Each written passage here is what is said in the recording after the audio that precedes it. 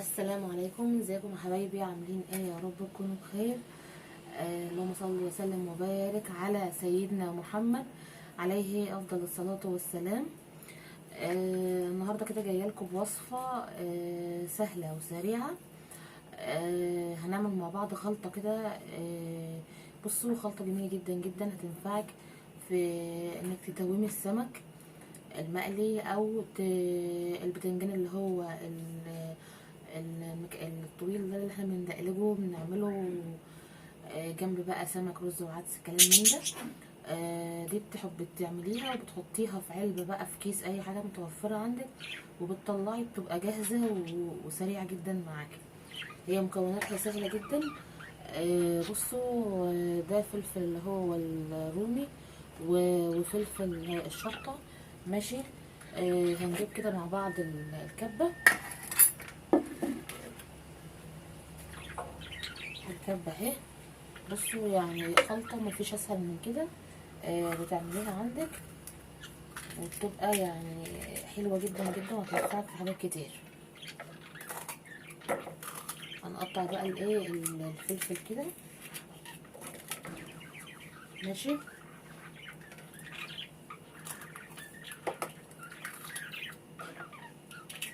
عندك اللي هو الفلفل اللي هو الاحمر ده او الاصفر، لو متوفر عندك قطعي، بس انا بحب اعمله بالفلفل اللي هو الشطه ده والفلفل الرومي. بيبقى حلو يعني. خلاص، هنقطع كده كميه الفلفل. بصوا، بعد ما قطعت كميه الفلفل كده اهي في الكبه معاكي زي ما انت شايفه كده. هنجيب خل. هتحطي مقدار مثلا نص كوبايه كده. ماشي اهو. هنحط معلقتين كمون، طبعا انت بتجهزيها يعني معلقه كمون حلوه كده زي ما انت شايفه اهي.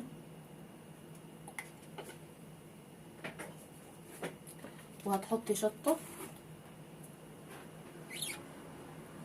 يعني معلقه كده كبيره برضو.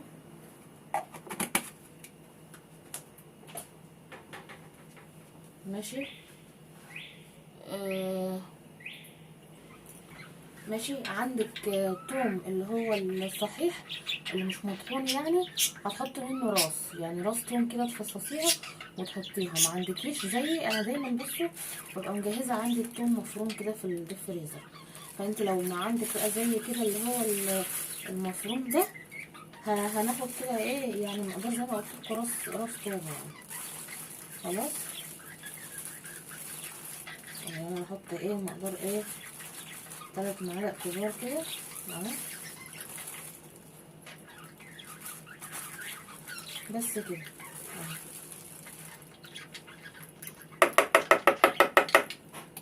اهو. بصوا زي ما انتوا شايفين كده. ماشي.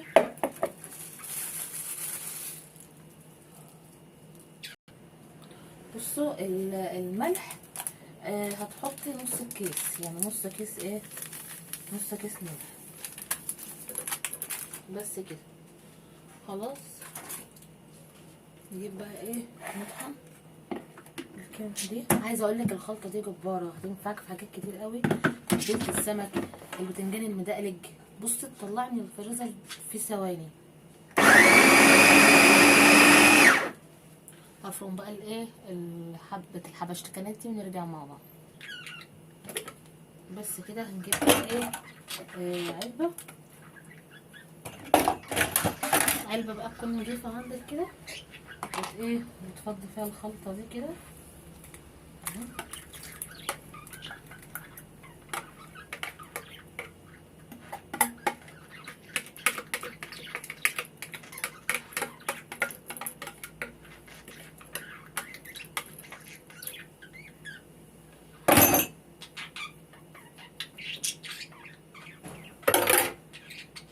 اهي يا حبايبي اهي. بصوا، خلطة سهلة جدا سريعة جدا، مش مفيش يعني فيها اي حاجة كتيرة يعني.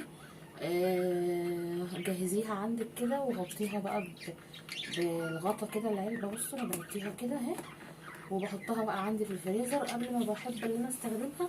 بطلع باخد منها كده معلقتين في طبق. ما تستخدميش طبعا من نفس العلبه وتغطي وتعملي الحاجه هتحمض منك. تاخدي فيها من معلقتين كده.